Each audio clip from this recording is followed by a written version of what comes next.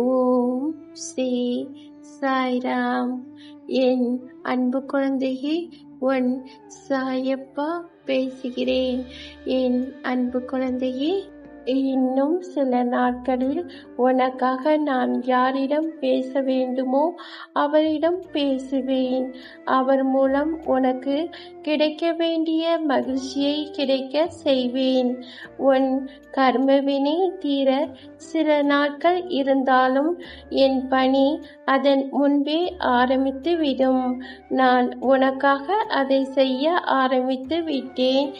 என் அன்பு செல்லமே, தந்தை இல்லாமல் பிள்ளை தவிப்பது போல நான் இல்லாமல் இந்த உலகில் எப்படி நீ வாழ முடியும் என்று நீ துடிப்பதை நான் காண்கிறேன்.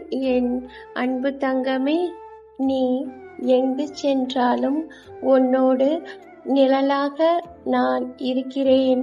உன்னுடைய அடுத்த கட்ட பயணங்கள் குறித்து நீ பேசுவதை நான் கேட்டுக்கொண்டுதான் இருக்கிறேன்.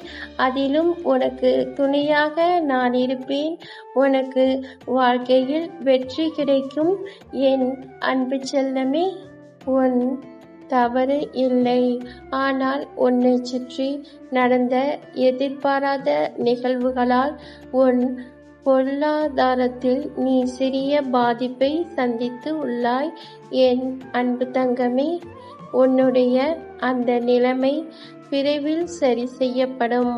உன்னால் முடிந்தால் யாராவது ஒருவருக்கு அவர் விரும்பிய உணவை நிறைவான அளவுக்கு வாங்கி கொடுத்து அவர் மனம் நிறைவடைய செய். அன்னதானம் உனக்கு பிடித்த மாதிரி செய்யாமல் அதை உண்பவர்களுக்கு பிடித்த மாதிரி செய்.